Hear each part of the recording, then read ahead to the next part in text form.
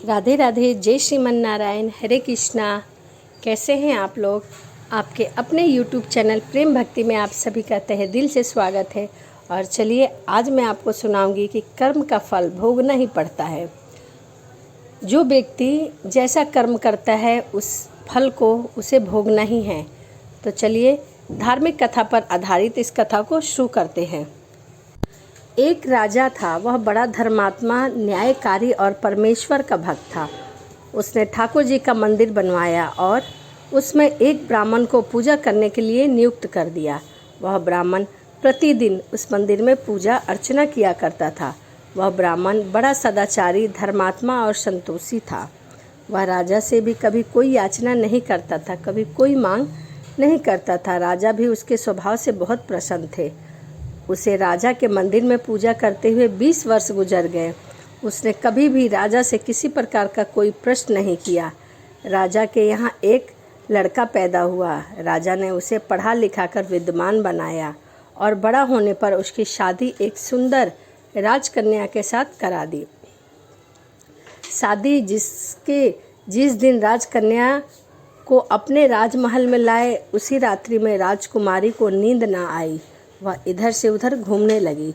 जब अपने पति के पलंग के पास आई तो क्या देखती है कि हीरे जवाहरात जड़ित मूठे वाली एक तलवार पड़ी है। जब वह राजकन्या ने देखा कि वह तलवार म्यान से बाहर निकली है, तब तीक्ष्ण धार वाली और बिजली के समान प्रकाश वाली तलवार देखकर वह डर गई और डर के मारे उसके हाथ से तलवार गिर पड़ी, जिससे राजकुमार की गर्दन पर जा लगी और राजकुमार का सिर कटकर अलग हो गया और वह मर गया। राजकन्या पति के मरने का शोक, उसने परमेश्वर से प्रार्थना की कि हे प्रभु, मुझसे अचानक यह पाप कैसे हो गया। पति की मृत्यु मेरे ही हाथों हो गई। आप तो जानते ही हैं, परंतु सभा में मैं सत्य न कहूँगी, क्योंकि इससे मेरे माता पिता और सास ससुर को कलंक लगेगा तथा इस बात पर कोई विश्वास भी नहीं करेगा। प्रातःकाल जब वह पुजारी कुएं पर स्नान करने आया तो राजकन्या ने उसको देखकर विलाप करना शुरू कर दिया और इस प्रकार कहने लगी कि मेरे पति को कोई मार गया है। लोग इकट्ठे हो गए हैं और राजा साहब आकर पूछने लगे, किसने मारा? वह कहने लगी, मैं जानती तो नहीं हूँ कि वह कौन था, परंतु उसे ठाकुर जी के मंदिर में जाते देखा था। राजा समेत सब लोग ठाकुर जी के मंदिर में आए तो ब्राह्मण को पूजा करते हुए देखा। उन्होंने उसको पकड़ लिया और पूछा, तूने राजकुमार को क्यों मारा है? ब्राह्मण ने कहा कि मैंने राजकुमार को नहीं मारा, मैं तो उनका राजमहल भी नहीं देखा, आज तक मैं राजमहल में भी नहीं गया। इससे ईश्वर साक्षी है, बिना देखे किसी पर अपराध या दोष नहीं लगाना चाहिए, यह ठीक नहीं है। ब्राह्मण की किसी ने भी बात नहीं मानी, उसकी बातों को कोई नहीं सुना। तो राजा के दिल में बार बार विचार आता है कि यह ब्राह्मण निर्दोष है, परंतु बहुत कहने पर राजा ने ब्राह्मण से कहा, मैं तुम्हें प्राणदंड तो नहीं देता, लेकिन जिस हाथ से तुमने मेरे पुत्र को तलवार से मारा है वह तेरा हाथ काटने का आदेश देता हूँ। ऐसा कहकर राजा ने उसका हाथ कटवा दिया। इस पर ब्राह्मण बहुत दुखी हुआ और राजा को अधर्मी जानकर देश छोड़कर चला गया। वहाँ वह खोज करने लगा कि कोई विद्वान ज्योतिष मिले तो बिना किसी अपराध हाथ काटने का कारण उससे पूछूं। किसी ने उसे बताया कि काशी में एक विद्वान ज्योतिष रहते हैं। तब वह उनके घर पहुंचा। ज्योतिषी कहीं बाहर गए हुए थे। उसने उनकी धर्मपत्नी से पूछा, माताजी, आपके पति ज्योतिष जी महाराज कहाँ गए हुए हैं? तब उस स्त्री ने अपने मुख से कहा, अयोग्य दुर्वचन बोली, जिनको सुनकर वह ब्राह्मण हैरान हुआ और मन ही मन कहने लगा कि मैं तो अपना हाथ काटने का कारण पूछने आया हूँ, परंतु अब इनका ही हाल पहले पूछूंगा। इतने में ज्योतिषी जी आ गए। घर में प्रवेश करते ही ब्राह्मणी ने अनेक दुर्वचन कहकर उनका तिरस्कार किया, परंतु ज्योतिषी जी चुप रहे और अपने स्त्री को कुछ भी नहीं कहा। इसके बाद वो अपने गद्दी पर आकर बैठ गए। ब्राह्मण को देखकर ज्योतिषी ने उनसे कहा, कहिए ब्राह्मण देवता, आपका कैसे आना हुआ है? ब्राह्मण ने कहा, आया तो था अपने बारे में पूछने के लिए, परंतु पहले आपका हाल चाल जानना चाहता हूँ। बताइए आपके क्या हाल चाल हैं? आपकी पत्नी अपनी जुबान से आपका इतना तिरस्कार क्यों करती है, जो किसी से भी नहीं सहा जाएगा और आप सहन कर लेते हैं? इसका क्या कारण है?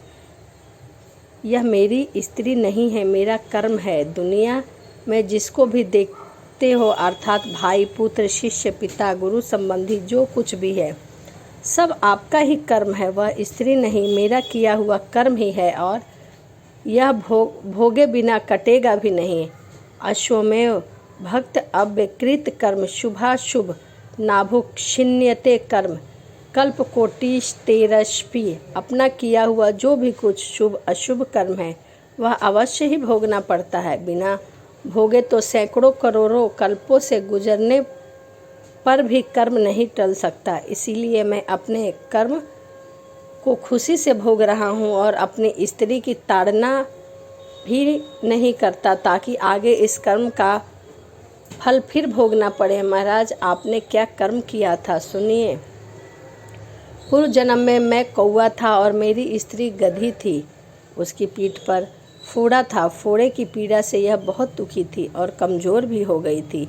मेरा स्वभाव बहुत दुष्ट था, इसीलिए मैं इसके फोड़े में चोंच मारकर इसे ज़्यादा दुखी करता रहता था।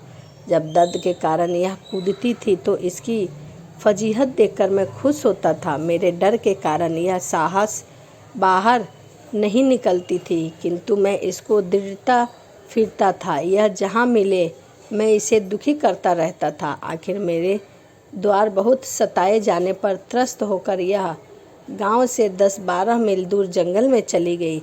वहाँ गंगा जी के किनारे सघन वन में हरा हरा घास खाकर और मेरी चोटों से बचकर सुखपूर्वक रहने लगी। लेकिन मैंने इसके बिना मुझे नहीं रहा गया था।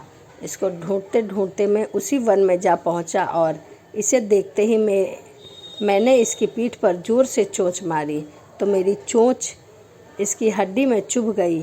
इस पर इसने अनेक प्रयास किए, फिर भी चोंच न छूटी। मैंने भी चोंच निकालने का बहुत प्रयत्न किया, मगर न निकली। पानी के भय से ही यह दुष्ट मुझे छोड़ेगा, ऐसा सोचकर यह गंगा जी में प्रवेश कर गई, परंतु वहाँ भी मैं अपनी चोंच को न निकाल पाया। आखिर में यह बड़े प्रवाह में प्रवेश कर गई। गंगा का प्रवाह तेज होने के कारण हम दोनों बह गए और बीच में ही मर गए।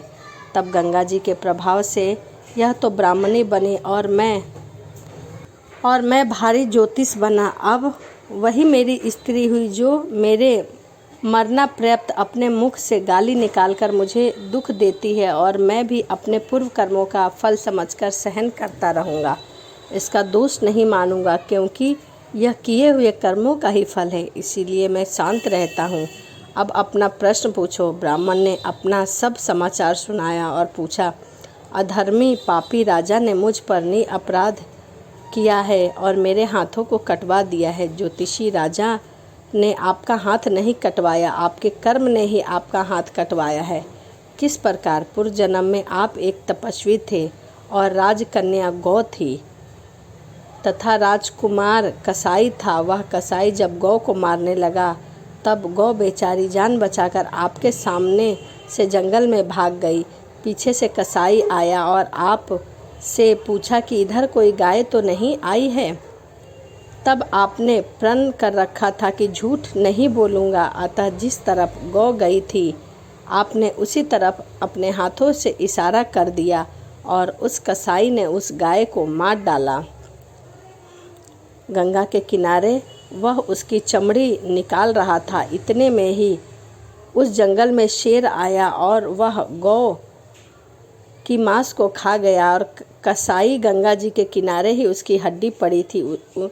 गंगा जी में हड्डियां बह गई। गंगा जी के प्रताप से कसाई को राजकुमार और गौ को राजकन्या का जन्म मिला, एवं पूर्व जन्म के किए हुए उस कर्म ने एक रात्रि के लिए उन दोनों को इकट्ठा किया। क्योंकि कसाई ने गौ को हंसिए से मारा था, इसी कारण से राजकन्या के हाथों अन्याय से ही तलवार गिरने से राजकुमार का सिर कट गया और वह मर गया। इस तरह अपना फल देकर कर्म निवृत्त हो गया। तुमने जो हाथ का इशारा पूर्व कर्म किया था, उस पाप कर्म ने तुम्हारा हाथ कटवा दिया। उसमें तुम्हारा कोई दोष नहीं, किसी अन्य का भी कोई दोष नहीं। ऐसा निश्चय कर सुखपूर्वक रहो। कितना सहज है ज्ञान संयुक्त जीवन। यदि हम इस कर्म सिद्धांत को मान ले और जान ले तो पूर्व कृत्य घोर से घोर कर्म का फल भोगते हुए भी हम दुखी नहीं होंगे, बल्कि अपने चित्त की समता बनाए रखने में सफल होंगे। भगवान श्री कृष्ण इस संवत के अभ्यास को ही समत्व योग संबोधित करते हैं। इसमें दृढ़ स्थिति प्राप्त होने पर मनुष्य कर्मबद्ध से युक्त हो जाता है। तो यह कथा थी जिसमें मैंने आपको बताया कि कर्म चाहे आप अच्छा करो या बुरा, आपको कर्मों का भोग भोगना ही पड़ता है। इस जन्म में नहीं तो अगले जन्म में, परंतु आपने जैसे कर्म किए हैं, जिसके साथ अच्छा किया है बुरा किया है, उसका भोग आपको भोगना ही पड़ता है। तो आपको वीडियो कैसी लगी कमेंट के माध्यम से ज़रूर बताइएगा। तो चलिए मिलते हैं अगली वीडियो में। राधे राधे। श्री श्रीमन नारायण। हरे कृष्णा।